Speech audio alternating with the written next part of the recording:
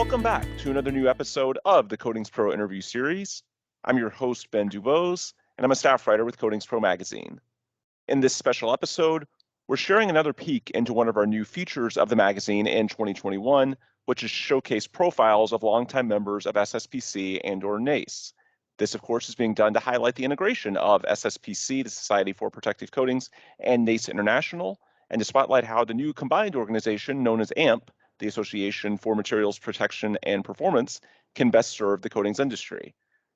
Today, I'm joined by Warren Brand, who has been a key player in the industry for decades and someone who now runs his own consultancy. In today's show, we'll be discussing some of his personal keys to success, as well as what he sees as priorities for AMP and the broader coatings industry moving forward. Warren, welcome to the show, and I think a good place to start, if you could just give our listeners some background on your career. How did you get into the coatings industry, and how did your career progress? Sure, Ben. Well, thanks for having me, first of all. I went to college and I got a degree in journalism and did that in California for a few years, came back and had plans to go to law school. By that time, all of my friends were lawyers and pretty much universally miserable. And my family had a small industrial coating company. So after much discussions with my dad and my brother, we agreed that I would come into the coating company and also go to school at night to get my MBA so that we could use those skills to grow the company. And our company back then, Chicago Tank Lining, focused on internal lining of all kinds of different tanks. So your career highlights when you were with Chicago Tank Lining. I know looking at your LinkedIn, you had some really interesting projects that you did and also some lobbying work as well. When you look back on your time pre-consultancy, when you were, what were your roles at Chicago Tank Lining? Let's start there because you began with marketing and then transitioned into more of a executive role, right? Correct. Well, I really began, I sort of view my consultancy and what I sort of do as an individual is I sort of try to fill gaps that need to be filled, sort of like water. You sort of go where it's needed. It seeks its own level. So when I first started in Chicago Tank Lining, I was out in the field. I was driving trucks. We were doing a lot of work on underground gasoline storage tanks, which required you to pump the tanks out, take a 90-pound pneumatic breaker, break the concrete, and dig down to it. So that's what I started doing because that's what we needed to grow the business. And then I became familiar with all of the different tasks, including spraying and blasting and spark testing and all of those things that one needs to become familiar with to be a successful coatings contractor. Over time, we were really not doing a very good job of following up on proposals that we sent out. We weren't doing any proactive marketing. And so I started doing that as well. And over time, my brother and I basically became partners where he was handling operations and I was handling marketing and proposals. I would put the quotes together. He would do the work and ensure quality control. And that's how everything progressed. And then later on, we bought our father out, so it was just he and I managing the business together. Yeah, that sounds really interesting. And I think the marketing role makes a lot of sense because people don't realize how transferable those journalism skills are. Now, obviously, I went to Mizzou for journalism, so I'm a big proponent of traditional J school, and you learn a lot. But even if you don't work for, say, a major market newspaper or something traditional, those skills translate to so many other industries so easily. And so when I look at your background, yeah, it makes perfect sense that you got into it on the marketing side and then progressed through the industry from that because people don't realize just how much the overlap or how much overlap there really is and how much it can make a difference when you are able to follow up on those proposals and to get your clients to buy in and understand what it is that you're trying to do. I'm looking through your career highlights. It seems like one of the really fun ones. You specified the coating system for the water tanks in tallest building in the world, Burj Khalifa in Dubai, right? Right. So that's kind of a funny story. I was called down to Skidmore, Owens, and Merle which is one of the largest architectural firms in the world. And I knew somebody there. He's long been retired, and he came down to invite me down, and I didn't know what it was about. And I thought we were just going to be talking shop and catching up. And he brought me into a boardroom, and somebody comes in, and then two more people come in. And by the end, there was like 8 people sitting there with notebooks. And I'm like, you guys have me at a disadvantage. What are we doing here? And they go, oh my gosh, I'm sorry. And they told me to turn around, that there was a model there of the Burj. And the Burj was just filled with these large concrete water tanks, and all throughout the building to store water, so they didn't have to have pumps on all the time to supply water. And they needed a coating system that, in their own words, they wanted to last forever. And so I sort of did a brain dump while we were talking, and then I did some follow-up work for them and identified a modified aliphatic urethane that was ultimately installed there. And it's funny because somehow Chicago Tank Lining and my name is on one of the thousands of sheets of blueprints. And every 4 or 5 years, I'll get a call with somebody asking me about the coating system. And I'm thinking, oh my gosh, is there a blister? Is there something wrong? You guys really need to fly me out to take a look at it. And they're like, no, it's fine. Is there anything we need to do? And I'm like, darn it, no, there's nothing you need to do. So that was a very fun project for me. Unfortunately, I was never able to get a flight out there to check it out. But it is in one of the Mission Impossible movies, where Tom Cruise is climbing around on the outside of the Burj. Yep. No, I went there myself in 2014, I believe, and it looked nice. I mean, it's majestic when you see that and the infrastructure that goes into it. I'm sure it's a big source of pride for you that you were involved in it. That's a really cool project that I'm sure whenever you tell people, it just jumps off the page. Yeah, it was fun.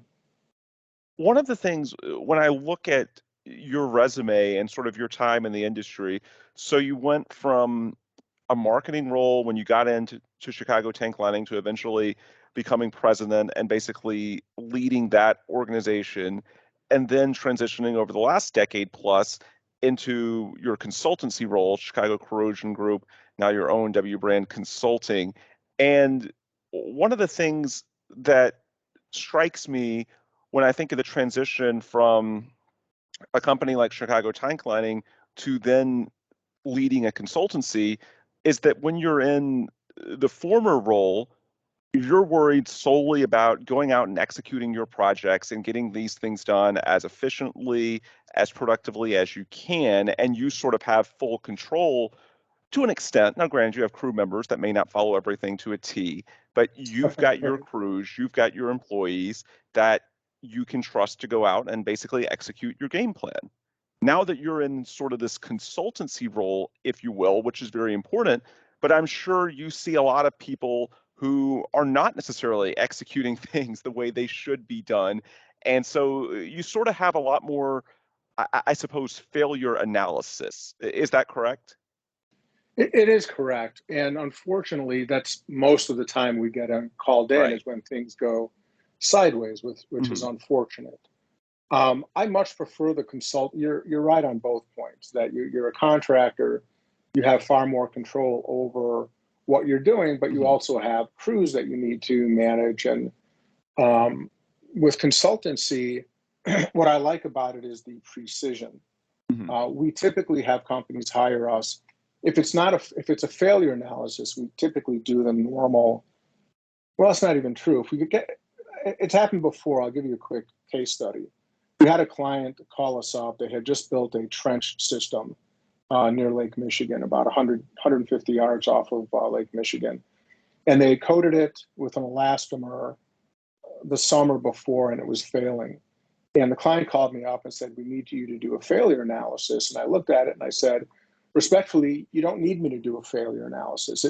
It's blistering and it's popping and it's delaminating. It doesn't matter why, unless we're going to go sue somebody, which we're not. You want to hire me for a mitigation report, for a mitigation plan. And so very often, again, back to the analogy of water, we just try to do what exactly is required for the client. There's this great quote from, no, it's escaping me now, Albert Einstein. When you design something, make it as simple as possible, but no simpler. And that's what I do as a consultant. We're often called in, we identify what an optimal coating system is, we write very tight specifications, and then we can provide third-party inspection services, or we recommend to the client that they hire third-party inspection services. That way, the game plan is in place and it's optimized. And then the client or us, we can go find the best qualified contractors, the best qualified inspectors, the best material, and we can follow all of the best standard practices because we're sort of the quarterback of the whole project. And that's the best way we can add value to a client, is get us in at the front end so we can prevent things from going sideways later on. I'm sure it varies some from client to client, but are there any common themes when a project goes sideways when you guys get brought in? Is it more like an issue of surface preparation? Is it something where they're not getting the right coating system for a given environment? Basically, what are the common areas in which you're seeing some of these contractors run into problems to where they're incentivized to give you all a call? So I'll give you two examples or two answers to that. And the first one is much more important. Firstly, every failure that we've been involved with has come from a bad spec, a misunderstanding, a conceptual not following along what needs to be done. I'll give you another quick example, and then I'll talk to you about the technical failures. That trench that we were talking about with that failure I just mentioned, the owner needed a stretchy coating, something like an elastomer with several 100% elongation. But what they transmitted to the coating manufacturer was that they needed a flexible coating. And if you take a piece of glass that's 6 feet long, you can flex it a little bit, but it has no stretch. And so that failure, while the mode of failure was blistering and disbondment, both between the coating system and off of the concrete, the failure started with an email chain 4 months earlier where the concepts were just completely out of alignment with what was technically needed on the project. In terms of failures, it's the typical thing that you always see: blistering, delamination, intercoat delamination. And what happened is usually a pretty easy thing to figure out. The challenge is, unless you're going to go to litigation, is what's the optimal way to fix it. And I found that a lot of companies default to blast it off and do it over again. And that may or may not be necessary. Very often we are able to identify, have intercoat delamination, for example, maybe the primer or the first two coats are good, and we just need to find a way to put on the third coat. So moving forward, when we talk about what life's going to look like for you from a business capacity in the 2020s, you sort of had an interesting trajectory. For most of the 90s, you were in your marketing role, transitioned for most of the 2000s as president of a contract company. In the 2010s and to start the 2020s, of course, you've had your consultancy that we've been talking about. What do you plan on doing for the next decade? Is this something that the kind of work you're doing now that really satisfies you in terms of the impact you're able to make in the industry? So sure, that's a great question. I love what I do. I love talking shop. I just love what I'm doing. My wife will be retiring in a few years. I'm going to be 60 in November. I don't ever plan on retiring, and so I plan on continuing to stay the course with Chicago Corrosion Group. My master's degree in business is in entrepreneurship, so I'm always excited about new projects and new opportunities. And to that end, I've started another company called the ARM Method, and I'm releasing a book in October called The Art of Quality Decision Making. And so while I'm going to continue to consult exactly the same way with Chicago Corrosion Group, I'm starting another consulting firm that's sort of management consulting and decisional consulting that will help individuals and organizations make better decisions regardless of what issues they're facing. So I don't plan on retiring anytime soon. I plan on expanding my involvement in business and continued involvement with coatings and corrosion. Yeah, and if you're passionate about your work, which you clearly are, that makes a ton of sense. What are your certifications, by the way? I know you have some over your time, but SSPC, NACE, what are your certs? I'm a SSPC CPS Okay. and a NACE 3. So when we talk about the transition to AMP, what are your views as far as the certifications? Because, I've heard it from multiple perspectives. Obviously, it's a very hot button issue. Number one, you're eventually going to be transitioning these certifications, which people are very used to, and that can create some confusion. The flip side, of course, is that rather than having all these different certifications from different industry bodies, now you're potentially having it more simplified, more streamlined to where maybe down the road, it's easier to understand what these certifications are when you say that to someone in the industry. What's sort of your view about what AMP is trying to do with the certifications and what the priorities should be during this process? Well, I have an enormous amount of respect and confidence in managers from SSPC and NACE and now AMP. And I don't know what the trajectory is, but I have complete faith that whatever it is will remain the recognized industry standard, and that those of us old timers who have these varying certifications will get whatever new certifications are based on our decades of experience. And the other side of this, those people in the industry who are familiar with SSPC and NACE are going to know what the moves are and what's happening. I was flown out to New York to look at a whole bunch of stainless steel pools by a large company. They don't know what NACE or SSPC is. On the other hand, when I work for a refinery or an international global food processing firm, most of the people don't know either. So it's really industry dependent. And those people who are in the corrosion mitigation industry, those owners like refineries and chemical companies and things like that, they're going to know what's going on. And they equally have confidence in everybody that whatever the new certifications are going to be representative and have the same integrity as the old certifications. Another aspect of these industry bodies, of course, is the in-person events. We're getting back to those. We've got Coatings Plus coming up in December, the first AMP annual conference in March. How important has it been for you over the years, as clearly a success story of 30 plus years in the industry? How important are these types of events that SSPC, NACE, now AMP put on to sort of making connections, networking, and developing the types of relationships that are especially important to what you do now as a consultancy? Well, I love the events because I love running into people that I've known for a very long time, and I love talking shop. For me, I haven't seen a lot of attendance by owners, and owners are my bread and butter.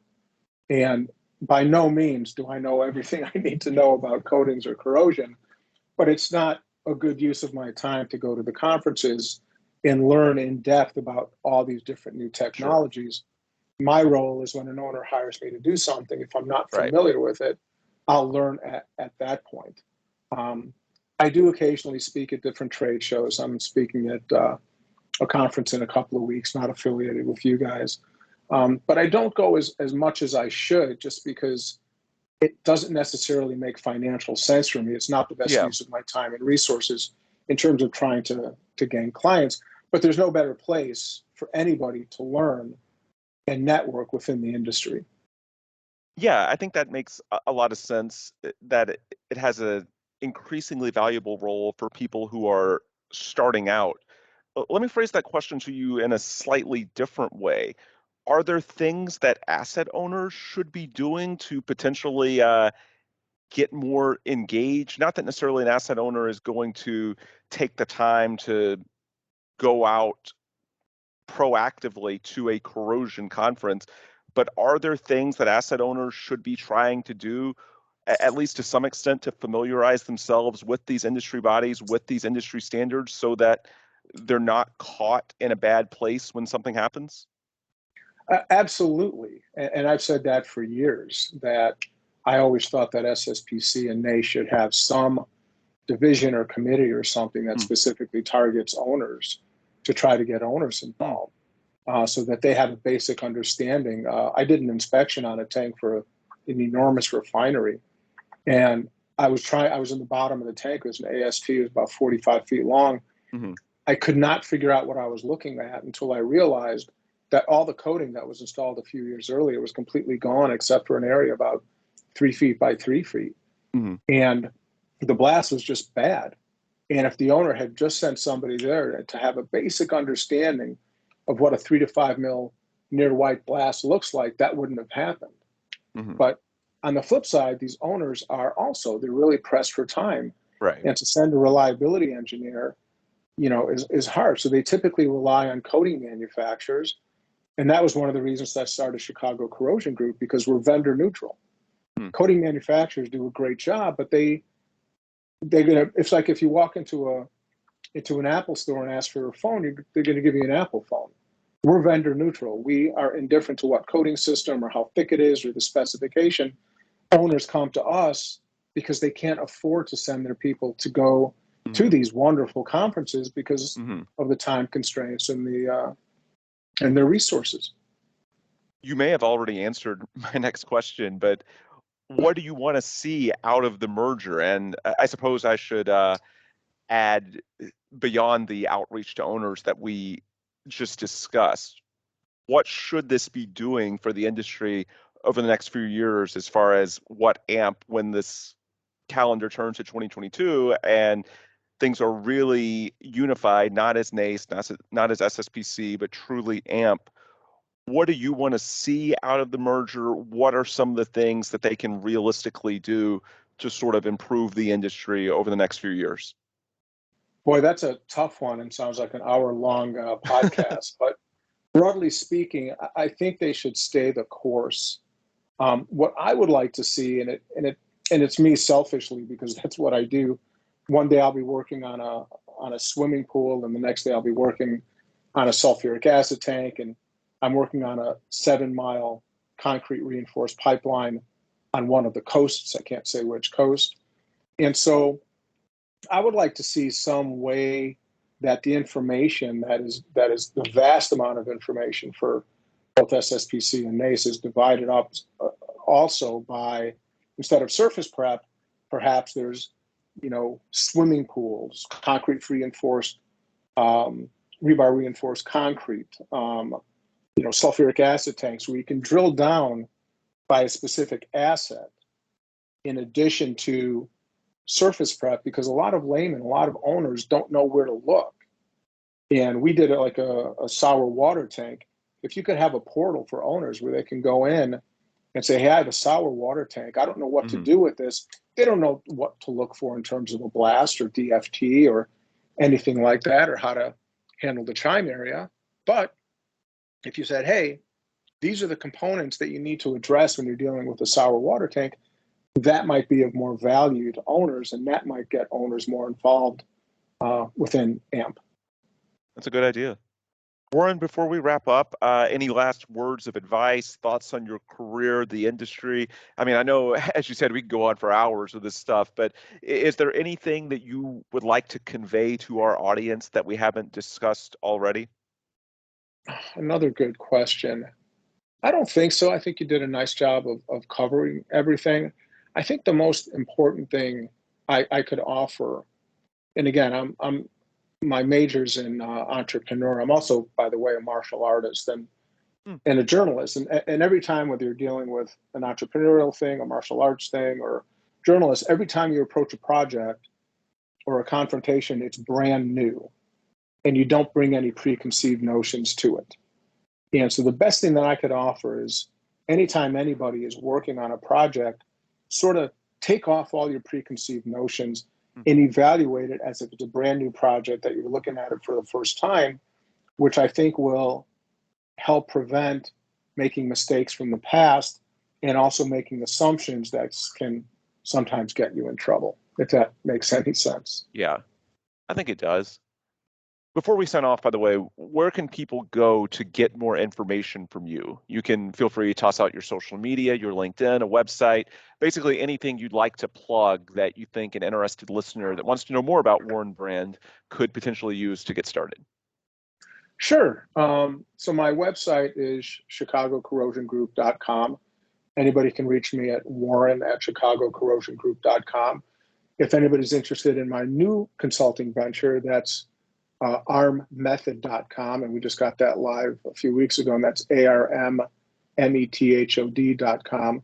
I'm on LinkedIn. I'm not on any of the other platforms, and if they're interested, they can always shoot me an email, and I'll keep them posted about my upcoming book. And of course, I love talking shop, so if anybody has any questions or comments, I'm always free to talk on the phone for a whole bunch without charging anybody, or shoot me emails. I'm really passionate about the industry and just like to be of service. Absolutely. I'm sure a lot of people appreciate having you as a resource, and I'll throw out as a plug for us, by the way, you started doing the Warren's Corner columns in Coatings Pro that people can read as well if they want to hear your insights. So yeah, we'll do our own little plug there as well.